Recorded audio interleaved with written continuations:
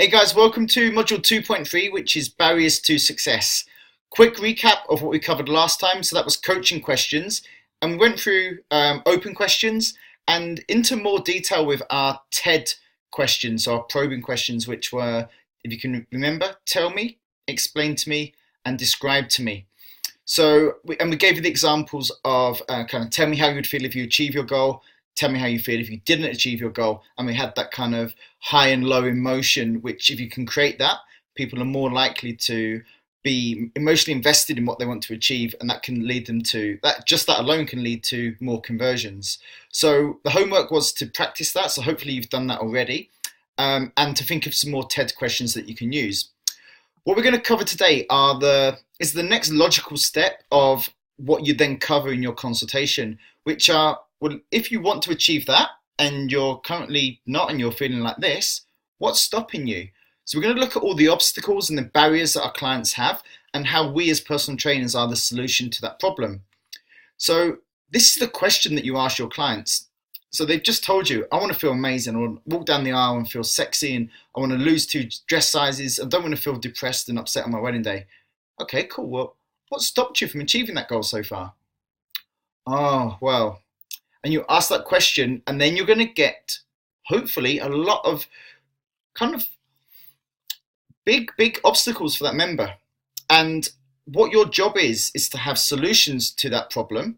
And then that member will then see you as the solution and see you as I need to buy sessions with that person because they understand me. So what would be some of the obstacles that a member has experienced in the past? Well, there's loads. So I've just kind of pulled up maybe the top 8 or 10 here, but I'm sure you can think of some more. So we have time. I didn't have the time. I worked too long. I've got kids. I didn't have time to get to the gym. I didn't have time to make any nice meals. I didn't have the time. My social life, I see my friends a lot. I go out on the weekend, and that weekend leads to I don't train and I eat crap. And yeah, you've heard that from clients. So I'm just too busy with my social life. A big one that clients say is or a big one that they might even say, but definitely is a factor, is their nutrition. So we've got nutrition covered in Module 3 with Martin McDonald, but definitely nutrition becomes a factor, particularly with weight management. So it's not just the gym and the exercise that they're doing, it's nutrition as well. Stress. So stress is a big factor in terms of exercise is a stress to people. And if they're already stressed, when you've had a bad day at work and you've got the choice of coming to the gym or going home and cracking open a bottle of wine, putting something nice on TV, putting your feet up and eating some kind of feel-good food, stress can lead them to make bad choices, or stress can lead the person to get injured. So that could have been a reason why people stopped and failed in the past. So money's an interesting one, because money might be a reason why they've not invested in a personal trainer before, but money can also be a reason why they didn't achieve their goal. It could be that they live too far away from the gym, so they need to pay for public transport, so they couldn't get to the gym as often. Money could be that they live on the breadline and they can't afford to get nice food, or I say not even nice food that might help them achieve their goal, whereas they just have to live, they're living on a budget. The trainers might have tore and they couldn't afford to get new trainers. So all these things do add up when it comes to money. Money might be an issue where they say, I don't want to buy a PT, but we're going to hopefully cover that and when we look at adding value in a few modules time. Knowledge.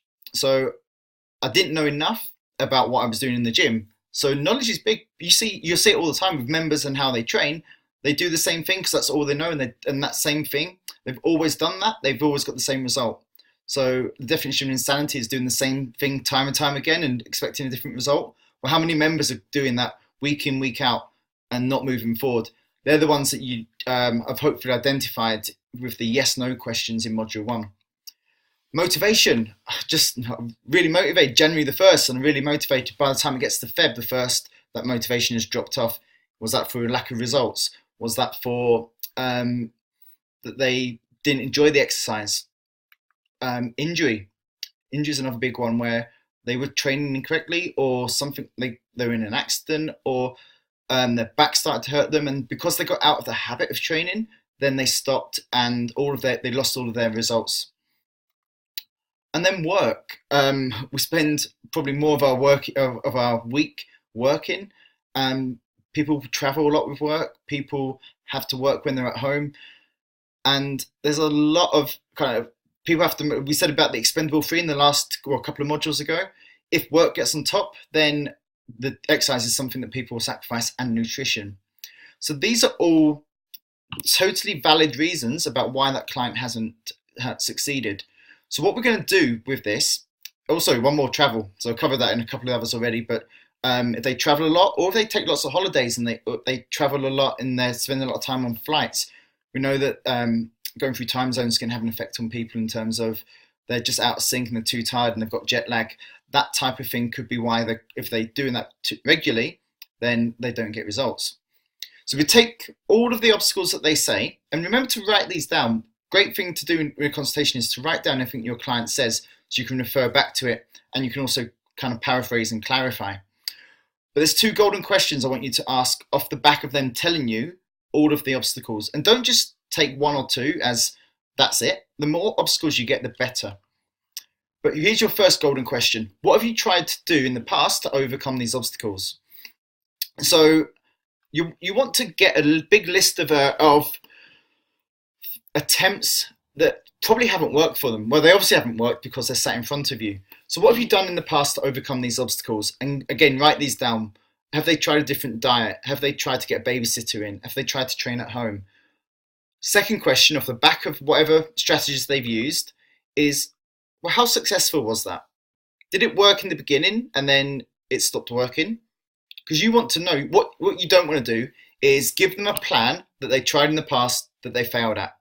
So you might say, oh, so what we're going to do is we're going to look at your diet and we're going to do intermittent fasting, because if we take out breakfast, you're going to lose weight. But they tried that, they didn't like it, and they failed. Or we're going to put a couple of classes in there for you because you never train by yourself. But they tried classes and they hated them. They're going to hear your plan, and then they're going to get instantly turned off by what you say. So you need to know what the obstacles are. You need to know how successful they were in attempting those. It might just be that they gave up because it was hard, which is where you can become their support. So, but get this detail from the members. Your trick then is to have an element of your PT business that successfully overcomes any one of these obstacles for the member. So we're just going to come back a couple of slides. So if the member's short on time, have you got a solution for that? That if they invest in your services, you can provide them with that solution. Have you got a solution for nutrition? Have you got a solution for knowledge and motivation? Well, at the end of this module, this is what we're going to get you to do. So I want you to write down the list on that previous slide and come up with one way that your service overcomes any of those barriers or all of those barriers. So no matter what barrier the members had in the past, you can solve that. So let's just roll through the consultation process now. You've got where they want to be, how they feel, and how they feel when they get there, how they feel right now, and all the things that are stopping them. So at the end of your consultation, you'll say, well, actually, I can help you with these because I can do X, Y, and Z. So you're going to feel great and not feel terrible anymore. Does that sound like something you'd be interested in? So these 2 sections, the obstacles and the emotions, add them into your consultations. You're going to start to get some greater success and more client generation. We've still got some bits to add, but this is the section. This is the module for today.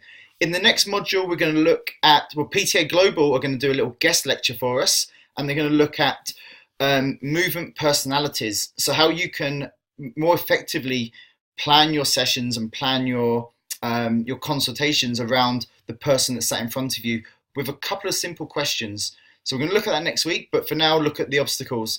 Good luck. If you need any help, reach out to us. We're here to support you.